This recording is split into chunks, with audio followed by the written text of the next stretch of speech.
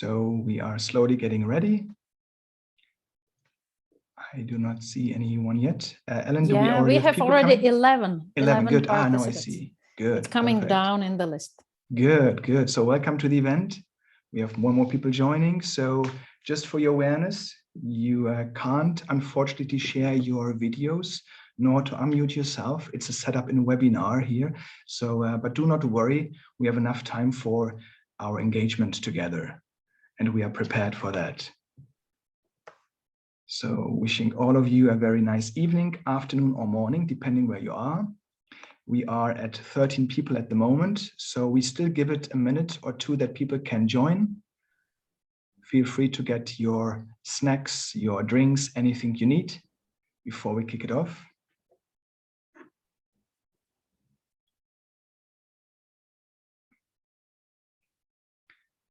All right, and I see that we are getting more people slowly, so welcome to the event. Hello from Prague. Start in a moment. For those who just joined, Ellen, can you just confirm that the chat function is working? Yes.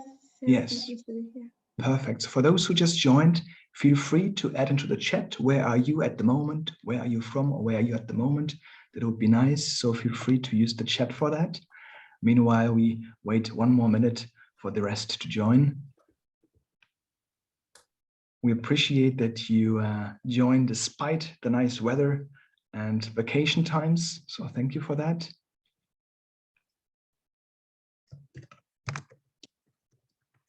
Yeah, the chat works. Welcome from Prague and welcome from Basel. That's Halka. All right, good. Good.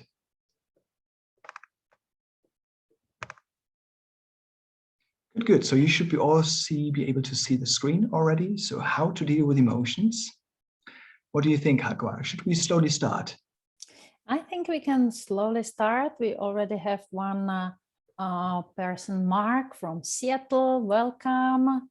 Hi, Miriam from Valencia, Spain, and Rome. So yeah, I think that we slowly can start. The time is up. Perfect. So then let's kick it off and start. There will be some more people joining, but they can do, of course, if there's someone you are also waiting for, some more people will join. So welcome to the event. My name is David. We will introduce ourselves in a moment, but first of all, this one here goes to you. So welcome to all of you. Thank you so much for taking up the adventure with us, how to deal with emotions. So we have around an hour together on that to discover a bit what emotions are. But let me introduce you also to a proper agenda, and we called it an emotional agenda.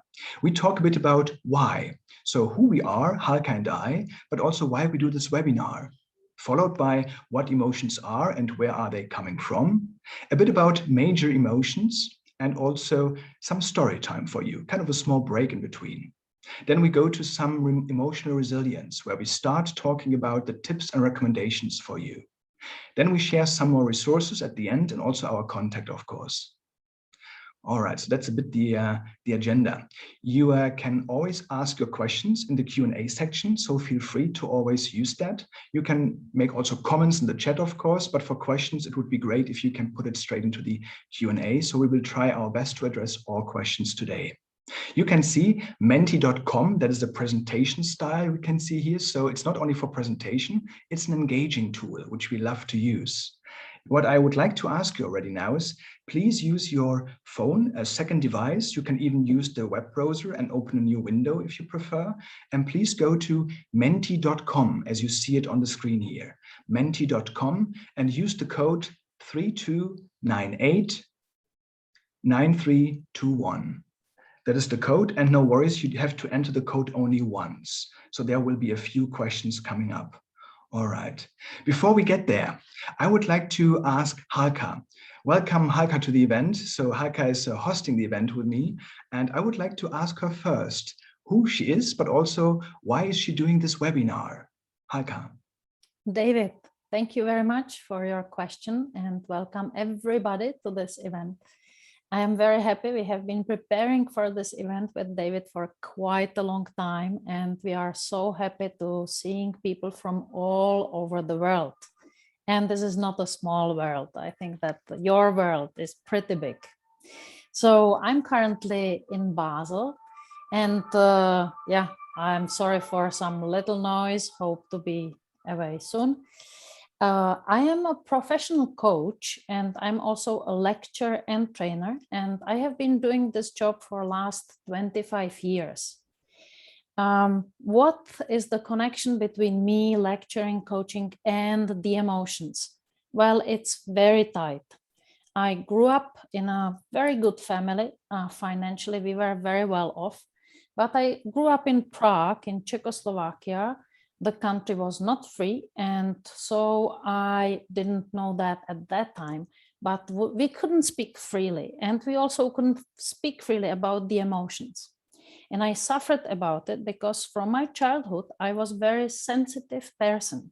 Sometimes they told me that I'm oversensitive, and so I felt guilty. And so I believe, as many of other people as I meet now, do the same. We usually suppress the emotions. What happened during my life? I couldn't communicate well with people. And then when I started to understand that I can learn it, I got fascinated by that. Finally, I had also my depression, and I went through a quite deep valley in which I asked myself, well, what am I doing wrong? I'm a sport person, I'm a lecturer, I'm interested in so many things. And one of the things I discovered is that I still could not work with my emotions. And so I decided to change that. And I did. And I found out that this was one of the best decisions in my life I could do. And so I help other people to do the same, because I can see on myself how it freed up my thinking, my connection with people, my self-esteem, my work, and everything. So I believe it's doable. And I also can see, and this is what we would like to share with you today with David, is we have enough tools now for everybody. So people can deal with emotions really well nowadays and even can benefit of them.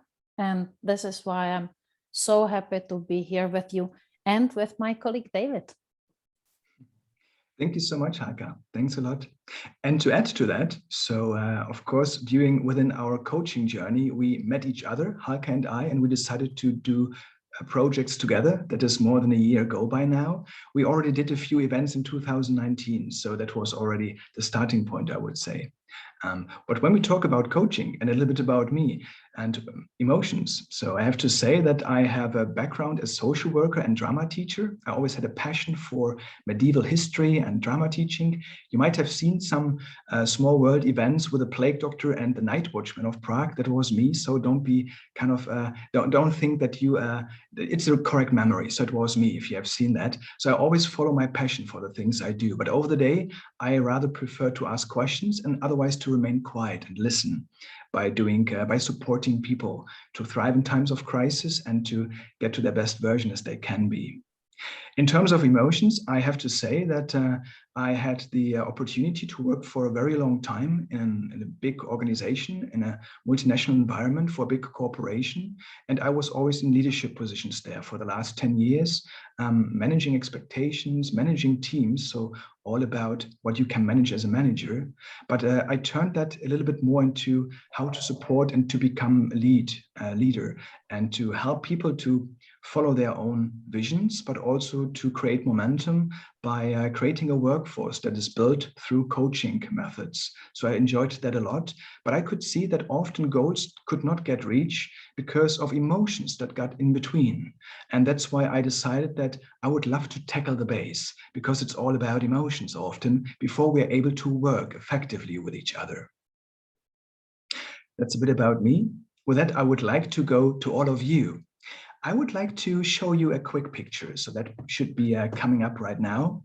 You should be able to see a picture now that reflects summer. You see a nice beach, you see some palms, you see the word summer. And I would like to ask you here on menti.com, Mentimeter, What is the first emotion that comes to your mind when you see this picture? I would like you to add your one emotion that comes to your mind, just one word, and I will give it a few seconds, and then we should be able to see the results. Of course, all answers you give are anonymous. That is something I should add. So I see already a few things coming up here. So I see some comments like Mexico, freedom, advertisement, happiness, free, and excitement. All right. Anything else that comes to your mind when you see a nice picture of a beach? All right. I see some more relaxation or relax. Very good. Thank you so much. So it triggers some connection based on our wires, based on our memories and our brain that is connecting the dots here. And we get already a feeling of relaxation and happiness. Thank you so much. And peace. All right. Thank you so much. Perfect. Thank you for that. And that is also just a quick test, to be honest, if the Mentimeter works well. So thank you for that. So that was great. And we can also save those things here and we will share it with you afterwards. That's also for the whole deck. You will all get the deck later on, including the results of the surveys. Also, just a short disclaimer, as we have limited time, this is normally a whole workshop, which is even more than a day. So we would like to remind you that we can give you kind of a quintessence of what we normally do with this workshop. So that's why we hope to make it also at least engaging with you. With that, I would like to give the word to Halka. What emotions are and where are they coming from? So what the emotions are and where they are coming from? Well, this is an important question to ask ourselves. And when we think about emotions, we truly hear this word E and motion. So immediately what can come to your mind that emotions are about some motion. And this is absolutely true. One of the most amazing books that I read about emotions, and this is also in the literature that we give you at the end of the webinar, was by a lady scientist called Candace Pert.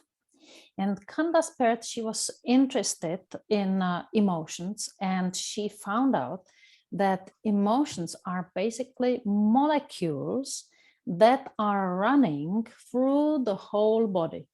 So people would have really different thoughts about what emotions are and what feelings are.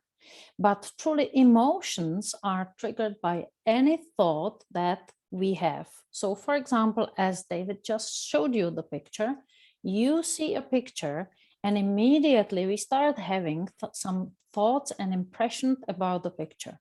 And our thoughts basically trigger emotions. Just imagine that any thought, and nowadays we from neuroscience know about it well, any thought that we have trigger on the other side the emotions.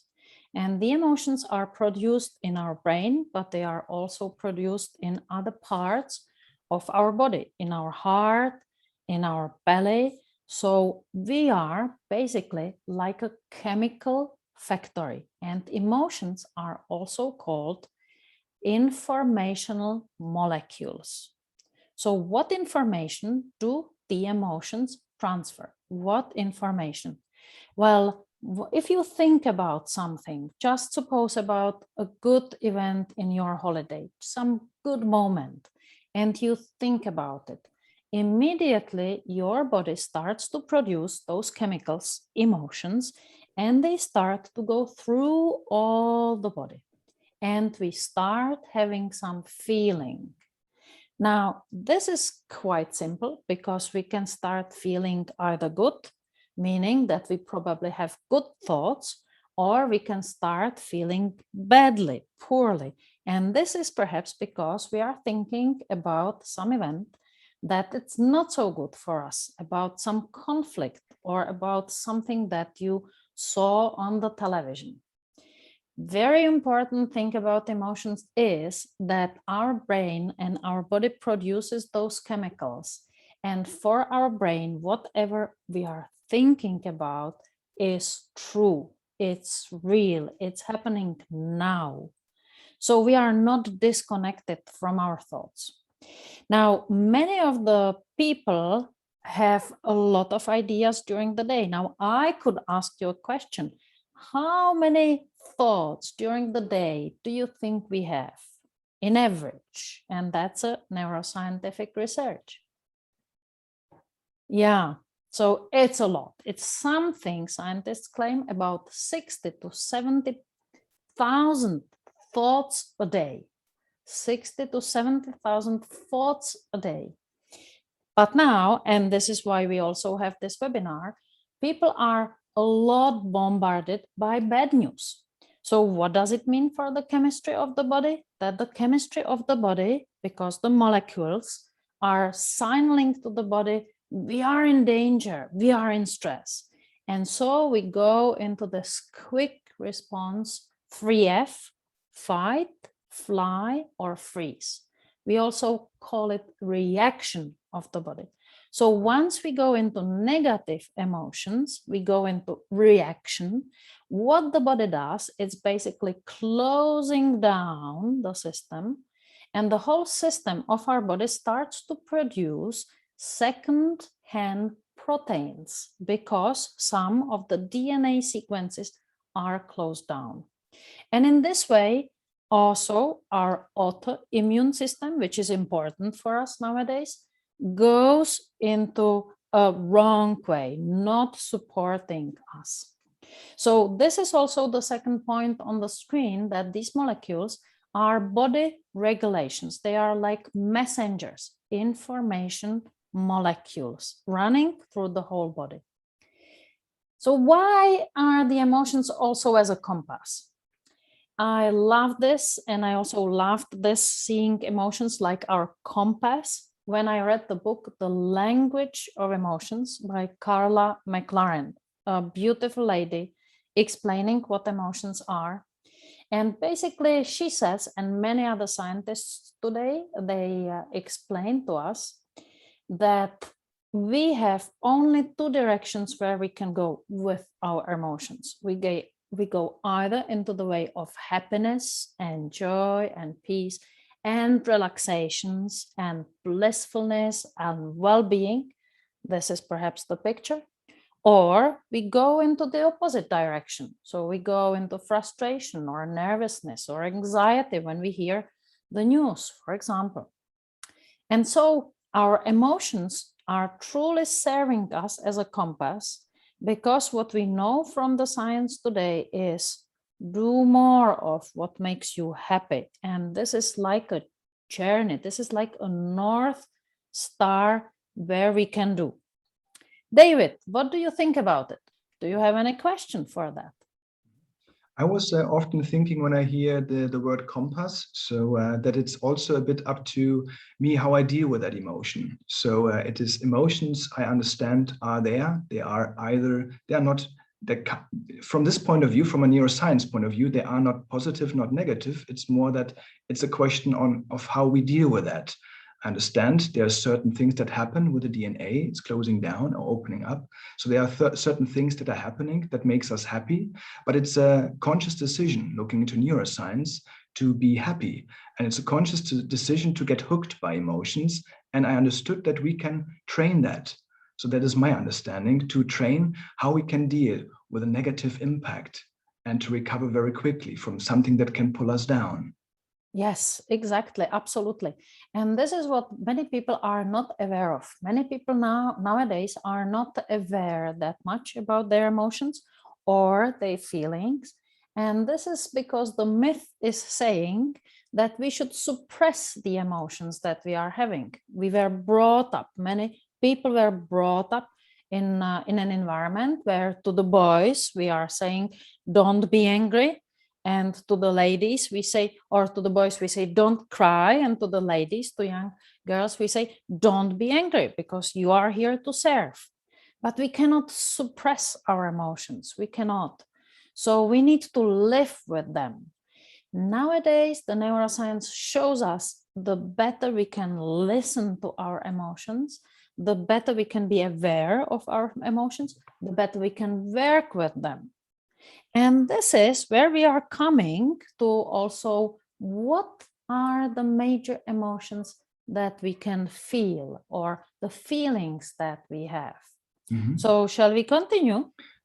I would suggest that before going there to have one quick question, since we have that scene on the first page, a few things that are we can consider emotions, so anything that makes click when we see a picture, for example. But I would like to ask you also, what is the most common emotion you go through these days before we go to the 5 major ones? So you can use the Mentimeter again, and please enter the one common emotion you go through these days, the most often or the most common one.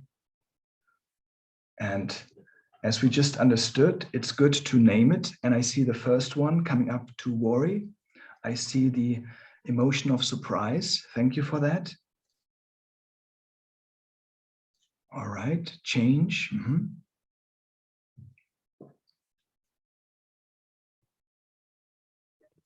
I have, meanwhile, I would like to give it a few more seconds that you can vote. I have just shared today when I had a brief review with Halka before the event. I shared with her that I have done once a study that was around 20 years ago already, or 18 years ago, a study with clients about what they see and what they interpret on pictures. And those pictures showed people that showed emotional expressions.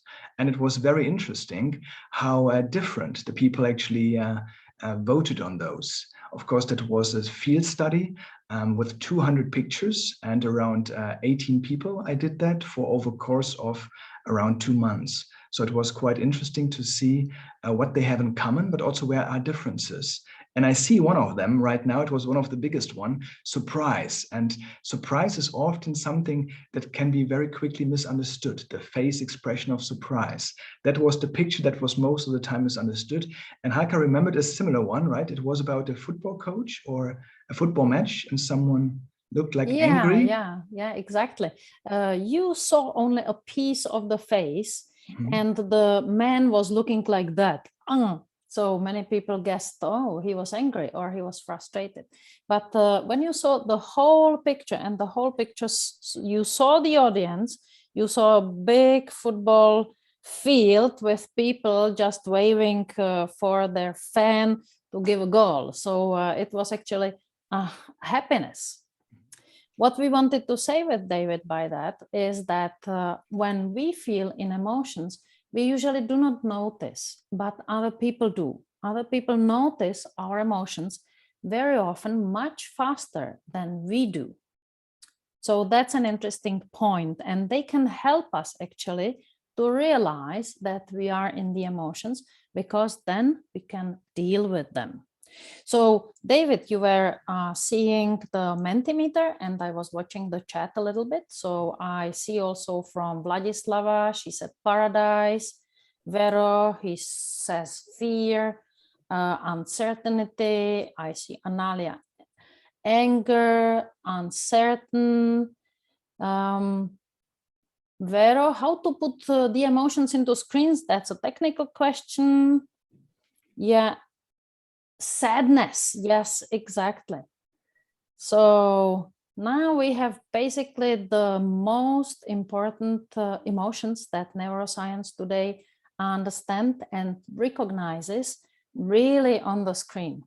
So we have a lot of feelings, really, we have a wide variety of feelings. But in terms of neuroscience, the major emotions are as follows. And each of them has a certain positive meaning for the body. So this emotion can actually help us. So major emotions are anger, when we are angry with somebody. Surprise, we had it also on the screen.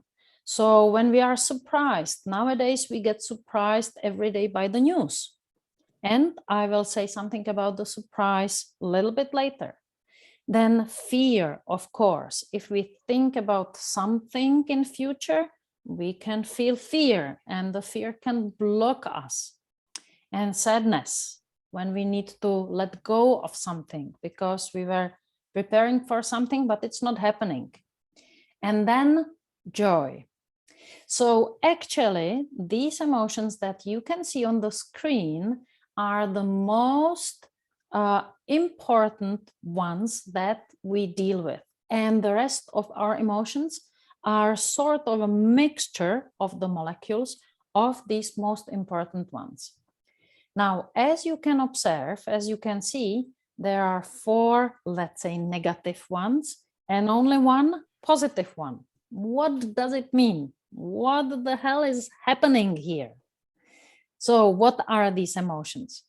Where the emotions are always triggered by amygdala, and amygdala was here always for a human being to protect us.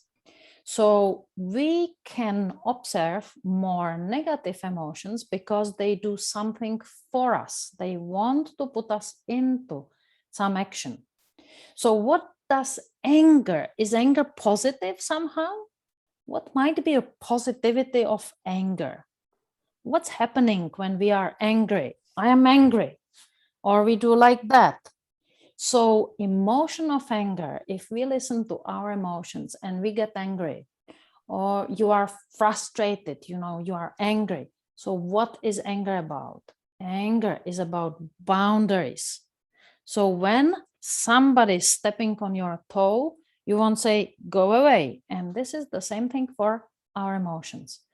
Once we feel anger and we realize that we are angry, we can process it and we can do something about it. So we can talk to the other person, for example.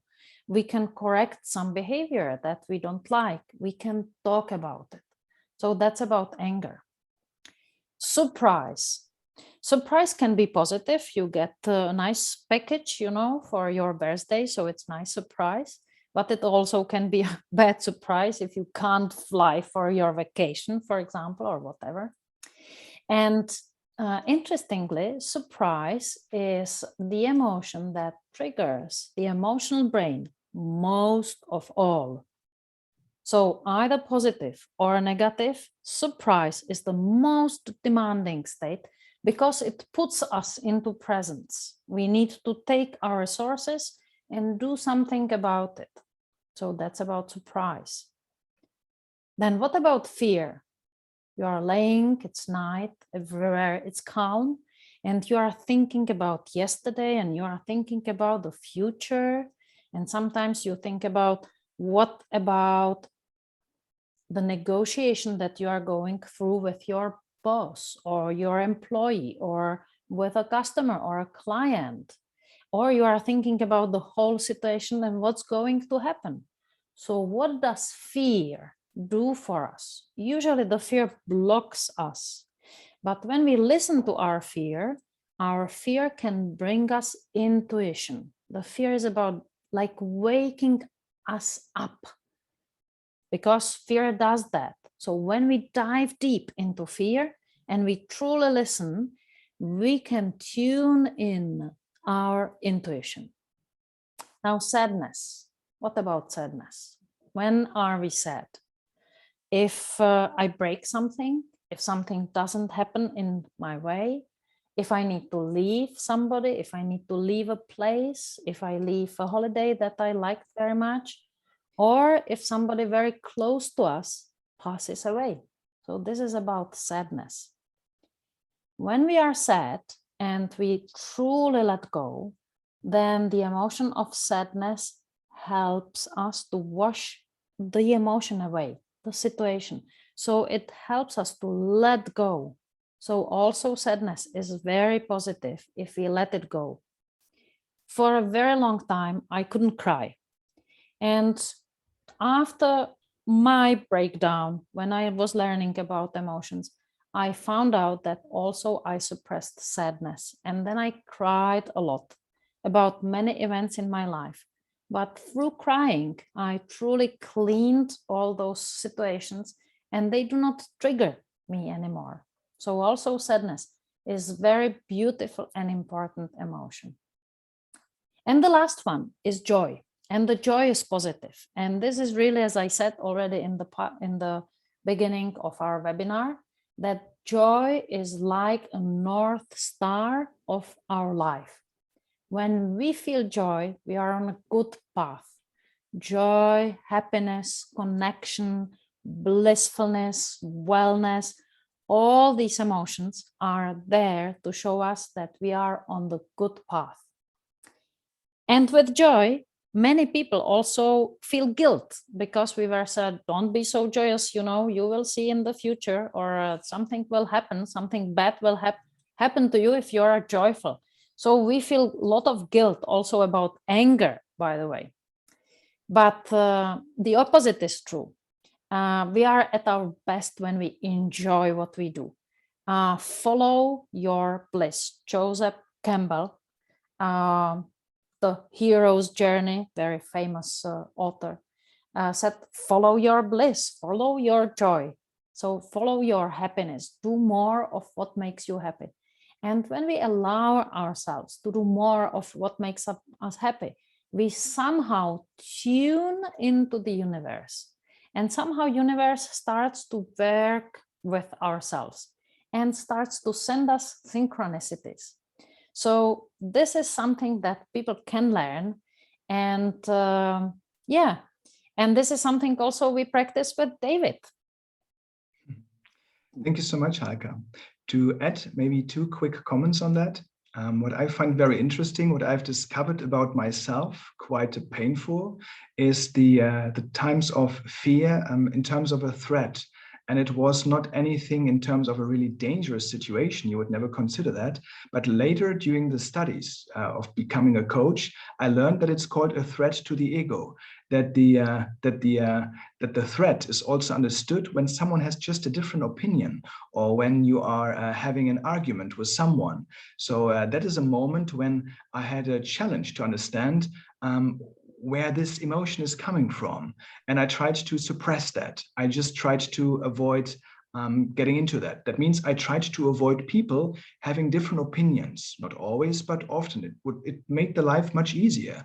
But I have to say that I suppressed a lot. One thing I had to work on myself, which is to let go of my ego, because it's a threat to the ego. That's also when the amygdala kicks in, and you understand that this is a threat as the lion in front of the cave. Yeah. And the second thing is, David, go on. And the second thing was to mention on the sadness. I find it a very interesting point. I'm supporting often clients to let go on things they have lost in their lives, so as life coach then, but it's often that they have some nostalgic memories, some sentimental items that make them feeling, I would call it bittersweet. And we all have these moments that something is kind of sad, but it feels good. So we know these moments of bittersweetness, and some people just call it nostalgic moments, when they have a moment when they think about past, but it makes them sad, but at the same time, it feels good to remember it. So we can let go without suppressing, and so we can keep it in a bittersweet memory. And we appreciate that it's a memory that was part of our life, but we accept that we go ahead and we are in the present and we focus on future. Yeah, David, definitely it's like that. What you are talking about is also that we need a lot to reflect on our emotions and on our feelings, because only when we become aware of them, and also when we have names for them, we can think about that. And then we can let them go from our system or build them up so that we can build more resilience. Mm-hmm. How to work with emotions, or how to build more joy in our life. Mm-hmm. Indeed, thank you. Before we get into the recommendations and tips, but also into the small story note, I would go to the page to all of you. Is that okay with you, Halka? Yeah, yes, absolutely. Section. So feel free to use your the Q&A. So if you have some specific questions, don't forget to put them into the Q&A so that we keep on monitoring that. So feel free. And I would like to ask all of you now, how often do you get hooked by negative emotions? So it's a nice expression, to get hooked like a fish on a hook. So never, rarely, often, or always. What would you say? All right, and then just give it a few more seconds that we can see how the balls, the little tiny balls, are dividing here. All right, so far we do not have anyone saying never. It would be a surprise if we have someone saying never. So then we can give the host to that person. So the person who says never would be very nice. And I think even though becoming like more aware, not an expert, I would say, but becoming more aware of how emotions work, I have to say that sometimes it doesn't make it easier for me. I still need someone to reflect. I still have my moments when I get hooked by that, of course, but it's good to know what is the triggering button. So to identify that in life. Yeah, and I think that's also need to be said that in terms of being hooked by negative emotions is that there is a difference also in terms of dealing with emotions or feeling the emotions between men and women. Women, because they need to work with the children and bring them up while they are not speaking yet, they feel usually more emotions because also the brain divided to right and left hemisphere connected by corpus callosum. By women, it's thicker. And so women can feel more emotions than men. It's being said that men are equipped to go to the fight. And once you fight or while you fight, you are not supposed to feel so many emotions. So I can see also on the screen, rarely, often, always, is maybe saying also something about that there are people who are not getting that triggered by emotions because we don't let them in. It does not mean though that we don't have them, but very often either we know how to work with them or we just suppress them sometimes. So good. Thank you so much all for your comments there. You can even see the percentage now. So it's like 45% saying often and 38 saying rarely. All right, good. And some also always. Thank you for that. And with that, I would like to introduce you a very small short break. We like to call it always a cup of time when people work together and we have small groups created. But of course, since this is a webinar and our time is a bit limited, we don't do it in the workshop style. We have now the moment for you to relax. Nothing to do on Mentimeter. You see just a small picture. You don't have to let go of your thoughts. And I would like to share a small story with you. And from there, we continue talking about emotional resilience. Feel free, well, you don't have the cameras on anyway, but feel free to close your eyes if you want and just picture this. Once in a time, far in the East, a monk got the important information and the task to deliver an important letter to another temple far away. The monk knew that this is going to be a dangerous journey, so he prepared himself for a few days. He packed his stuff and went on his way. After a few days of his journey, he came to a long bridge, a very old bridge there, and it was a samurai standing on that, one of those famous fighters. The monk knew that he won't have any chance if the samurai is protecting this bridge here, and he was hoping that he could pass it. The samurai himself, standing on the bridge, was a very trained and experienced one. He got the task, he had to swear an oath, and he got the task to protect this bridge with his life and to kill at least 100 people who tried to pass the bridge. He already killed, without any problems, 99 people. And he saw that monk and he knew, and he was happy to be released very soon from that oath, that this was going to be an easy fight for him. The monk himself was in fear, of course, and in his sheer despair, he shared the information with the samurai that he has to deliver an important letter to the temple far away. And he asked the samurai if he could come back after he delivered the letter. He would give him his word, and then he could kill him. The samurai agreed to that and let the monk pass. The monk continued for a couple of days on his journey to this temple far away to deliver that important letter. And you all can imagine how he must have felt, full of fear that he's going to die very soon, and sad, of course. He reached the temple, delivered the letter, and he did not really know what to do, but he knew that he has to go back. So he asked, one of those people in the temple was a very famous Shaolin master. So he asked for an audition to talk to him. He got the audition, went to the Shaolin master and asked, if he can do something about that, if this Shaolin master can train him to fight and to win this battle. The Shaolin master mentioned, well, no, I cannot do that, but I can teach you how to die. Come back when you are ready. The monk disappeared for a while, for a few weeks, settled down in the temple, and he reflected on his life.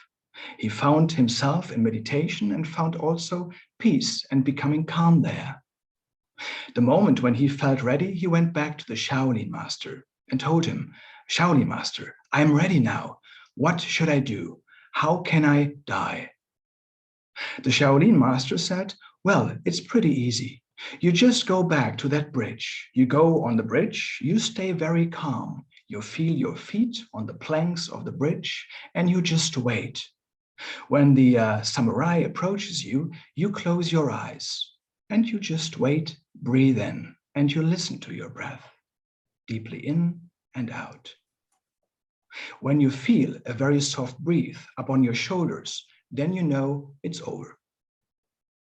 The monk thanked the Shaolin master and went to this bridge back. After a couple of days, he reached it and the samurai was waiting still for him.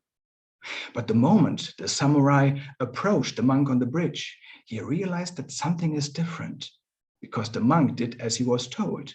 He closed his eyes, remained calm, feeling his breath deeply in and out, feeling the planks below his feet, and he waited for that breath on the shoulders, but it did not come because the samurai was getting afraid, of course. He could see how a monk, such a poor monk without any sword or anything, would stand there and would just wait. He must be a very good fighter without any weapon, being able to protect himself like that, and probably he would be the one who would be killed.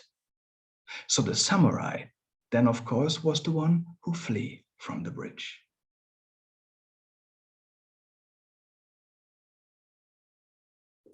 With that, I would like to go with all of you to resilience. And there's a buzzword called resilience. So that's why we call it emotional resilience. There's a lot of things why people call it resilience or emotional resilience, but I would like to ask you, all of you first, going to emotional resilience is the ability to, what do you think? You can rate it now. Is it 1 or 5? Would you agree with that or not? Is it remain calm in emotional situations? Work effectively in a negative environment? To create a positive impact regardless your external influence? Is it control your own emotions or to drive your own happiness? What would you say? If you strongly agree, you can put there a 5. If you disagree, you can put there a 1 for each of those sections. And I also give it a few more seconds. And let's see if we all get some surprise. And meanwhile, you are answering this question, I would like to share with you that we have taken the top 3 definitions of emotional resilience, and we added 2 on our own, which we see often, or we believe. All right, so thank you so much. And the spider's web is still changing because you can see there, it's the average of all those sections. So far, we have a leading part, which is to work effectively in a negative environment. All right. Thank you so much. All right. And it's a bit of a block of questions here. So I would like to go to the next one. And we take the very same 5 abilities. And now I would like to ask you to rate those in terms of your skills, in terms of your strength. How would you rate your ability to remain calm in emotional situations, work effectively in a negative environment, the ability to create a positive impact regardless external influence, your ability to control your own emotions, and to drive your own happiness? And I see also in the chat, Manuel, thank you for sharing that. So Miriam, in case you are looking forward how to rate, on the top you see menti.com, there's the code. You can just use your second device, and then you are getting into that slide where you can vote on that and also the others. All right. Good. Thank you, Manuel. And I see that we have already quite some answers. So we see that we have quite some skills here. All right. So so I can see everything is above 2.5 even. Very good. So we are not starting from nowhere. Good. And you all have your experience.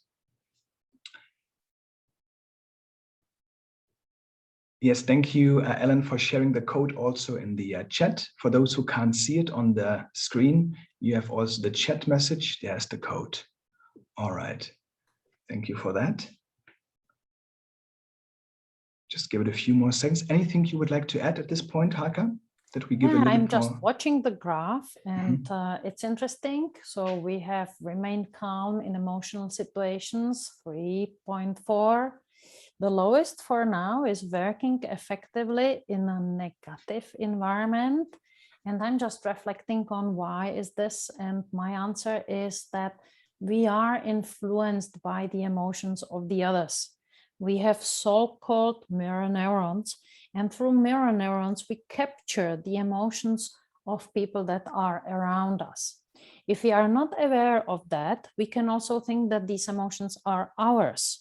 So one of the most important things is being aware what emotions are mine and what am I catching from my environment.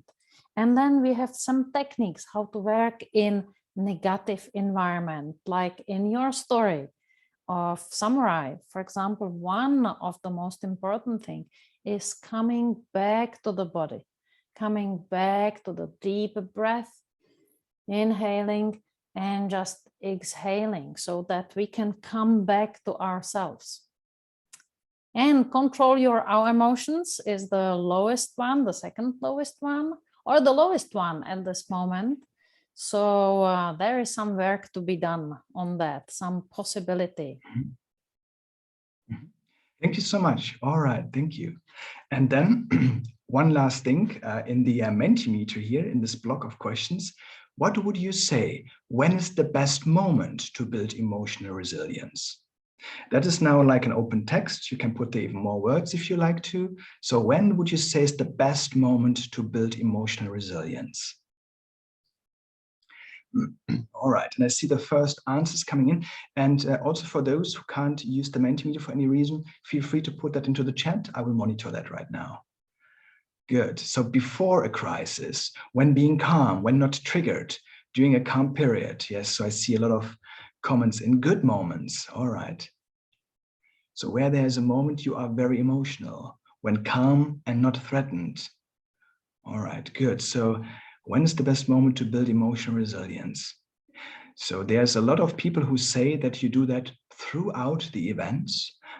We will talk a bit about that in a while, building resilience. But of course, there are something that you need for that. We call that reflection.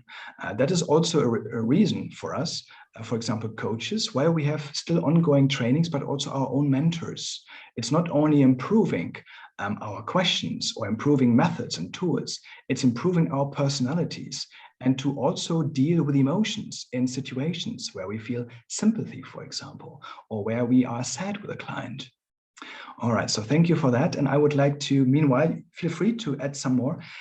For that, meanwhile, I would like to share also with you that I had a very interesting situation with a client where we were having a coaching session in an office environment, but with a window, luckily. And we were watching a heavy storm outside. And this person, this coachee, told me that she wishes to be as strong as that tree outside, withstanding this heavy storm.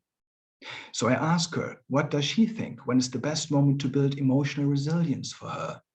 And she has discovered that it would be best when there is a quiet period outside, because the roots you build as a tree when it's a calm situation. You do not build your roots when it's strong and windy outside. You need the roots to stay on top of the surface and not to fall down.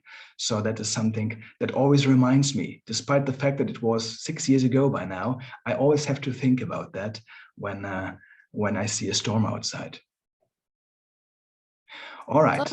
I'm just watching the answers, and I just, you know, looking back at stressful situations, that beautiful one when we have a situation, and this is here we are going already into how to build the resilience. So when we have a situation and we can reflect back what happened and analyze it, name the emotion, for example, what did I feel? Why did I feel it? What this emotion wanted for me? What frontiers, what borders do I need to make clear with my partner? How can I communicate this? So looking back at stressful situation, for example, I like that very much. Also, I'm just watching during morning, and I'm an early bird, and whenever I want to deal with my situations, I need to do it in the morning because I'm full of resources. Dealing with emotions is much more simple in the morning when we have energy for early birds or for the night birds during the night. But when we have energy, because when we have more energy, we can deal with our emotions in much better way. On the contrary, it's much worse when we are not in energetic moments and we need to deal with a crisis. Then it's better sometimes to say, let's put it off to tomorrow and then deal with it the next day that's coming.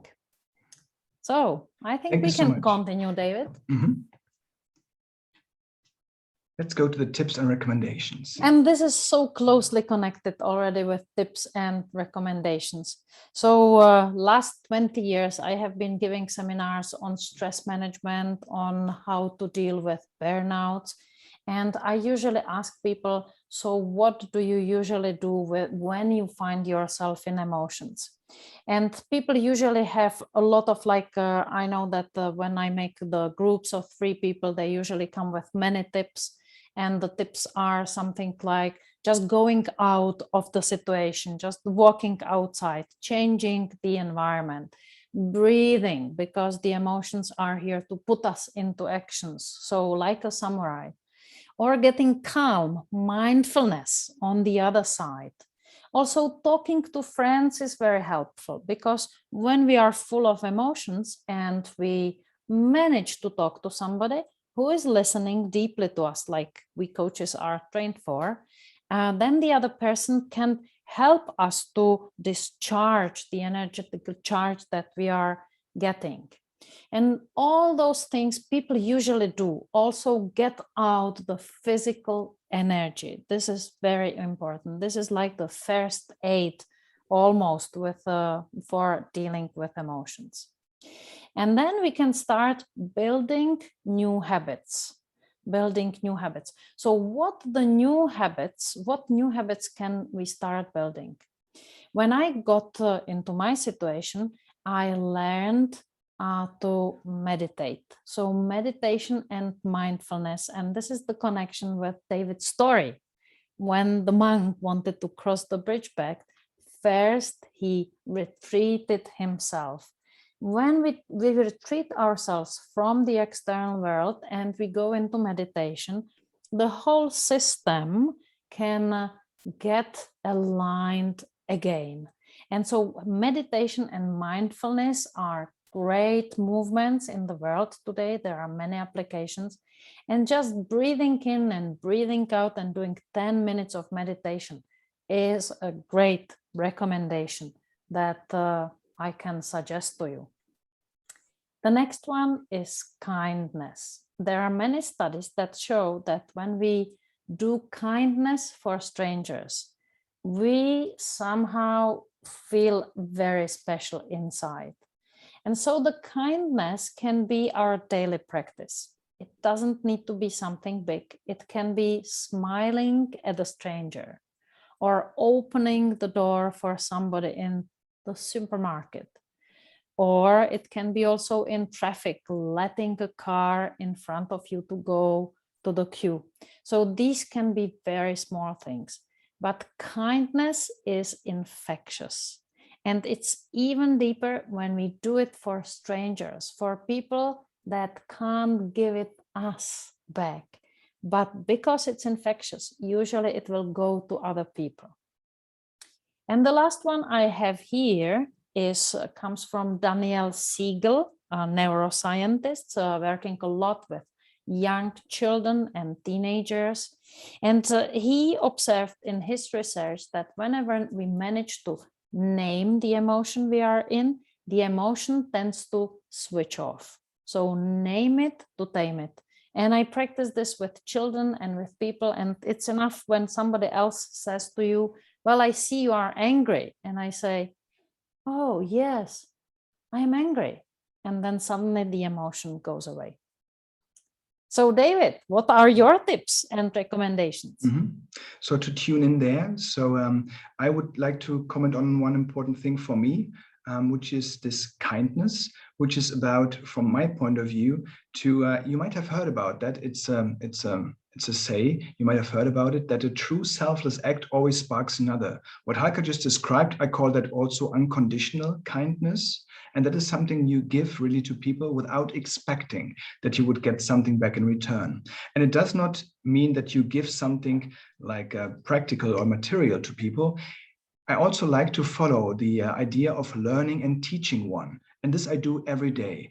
And by teaching one thing to someone I know or even not, then like in a workshop or in a webinar like today, then this is something for me that I also like to do on a daily basis. And I also want to learn something new on that day. So that is something that keeps me active, and it belongs to me, to this kindness. And it indeed makes me feeling good. It's like you get like kind of a it's a bit like a bit overdose of a sugar flash sometimes when you are just doing too much kindness, and you just feel so good that you did something good for people. But when we talk about name to tame it, I like it a lot, since it's not only about those things that bother us when we want to talk about it. It's also sometimes having a very true moment to ourselves. When we are actually in a moment when we like to suppress our own emotions because they are getting too deep. And I do not mean that we should not, we should be careful with whom we share that, of course.